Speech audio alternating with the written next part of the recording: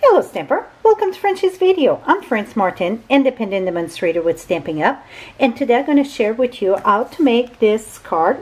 I think it looked like Faux Illusion. This here, it's all part of the card front. We get the base, but the white and all this is part of the card front. It looked like another piece of paper. It's not. So let's get started. We're using the Country Road and the Sheet of Music stamp set. First thing you want to do is take a piece of Whisper cardstock that measure 4 by 5 1/4. I use, this is copy paper. When I do a mask, I like to use copy paper. I cut out the 2 1/4 about, is it 2 1/4?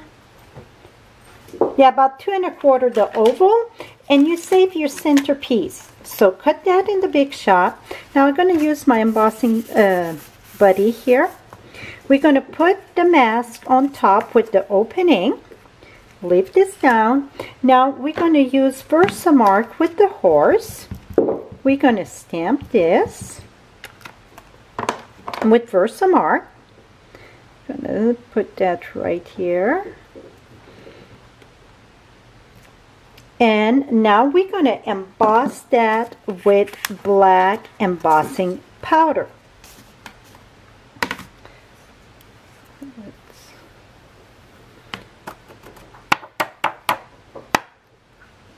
And for some reason, I get little dots. Let me grab a brush. When that happens, if you get a paintbrush,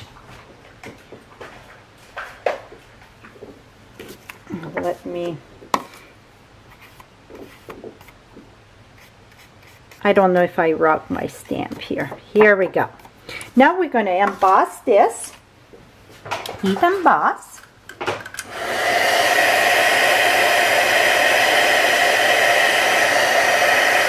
And you're going to see it start to get shiny when it's embossed.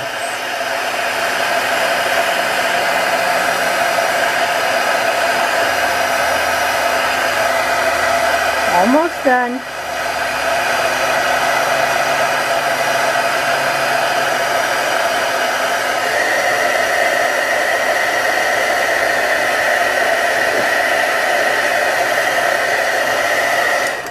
Okay, now that it's done embossing, we're going to take back our frame, put it at the top so we know it's straight. Now we're going to take the opening that we cut out. I put a sticky tape in the back, removable one, removable double side tape. Where did I get that? You can get that at pretty much any office place. Now cover this here like this. Now you're going to take your background stamps, the Sheet of Music, and you're going to use Memento ink.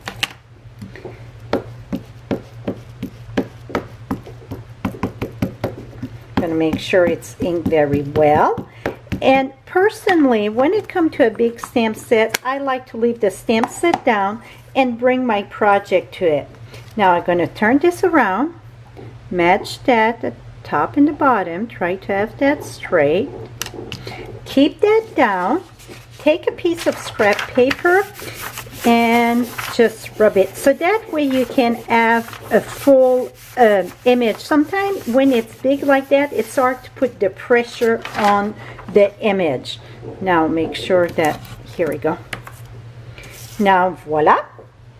Now we're going to take this, remove this, and then we're going to bring back our mask.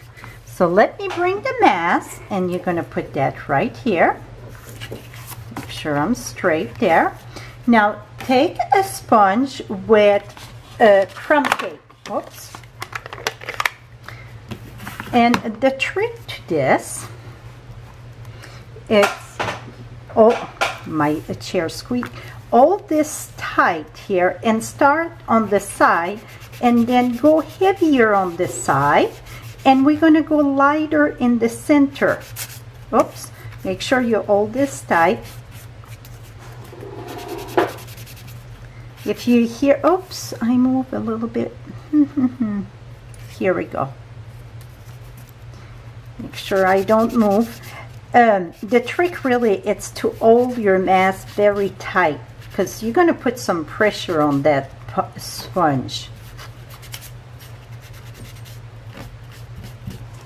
And if you push down instead of up, it's a lot easier, because if you push up, you push your mask, and then that's going to tear your mask. See, I just go really on the side. And the center, I really don't touch the center. I keep that like the light that's shining right there.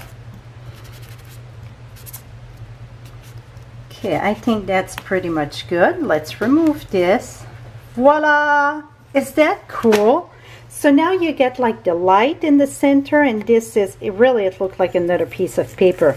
Now I did the side, I sponged the side to give a little bit more depth to the card. So I would sponge all that. I won't finish this here because you see the jig of it. Now this is going to get mounted on a piece of basic black here on the card front. And another thing that I done for the stars, so this is embossed, and I embossed the happy birthday too. Excuse me, I use the crumb cake, not the crumb cake, the Cajun Craze marker with the brush side, and I want it to look a bit like rust. So you're just going to color right on top. Don't worry about it's going to smear. That's okay. Here. Now, before you come back with the sponge, you can take a rag. And the reason why I say to take, well, I thought I had a rag here. I do. So then it's the rag going to remove the ink on top of the embossing, see? So that way you're going to keep your sponge not all mixed with a different color. Now I took my sponge and sponge all around. It's just so when you cut, you don't have that white showing. Here we go. It looks smeared there, but don't worry. When we're going to cut it, it's going to take care of itself. So, and when you cut, remember, you move the paper really, you don't move the scissors, so that way you don't get the nick of the scissors. Here, it's too big. Here we go. So then see, watch my left hand here. This, turn it, and my scissors just open and close really. So what move? It's my left hand move the paper. If you're left hand, well then you're going to switch that around. And see, keep on moving the paper. Very little on the scissors. And now you get your rusted star. Now for the happy birthday, I just sponge a bit on top of it, again with crumb cake. I think it's time to ring my crumb cake here. So make it look more vintage. And then I just cut that freehand. You can cut that with, you know, just use a little strip. I had this piece of scrap paper here that I just used. So cut that there. I just follow under my happy here. And then there. And then follow at the top here. And even if it's off a bit, I think it's perfectly fine because it's kind of vintage. Bit too long. Cut in the center, side, and side, and you get your banner.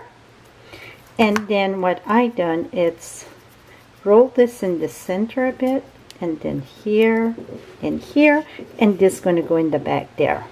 Voila. This is going to get mounted right here. So I'm going to finish the sponging there, and then voila, the magic of the camera. So this is it. All the supply and measurement will be listed on my blog. Below you get the direct link, or above in the high. Thank you so much, my friend, and have a lovely day. Bye-bye for now.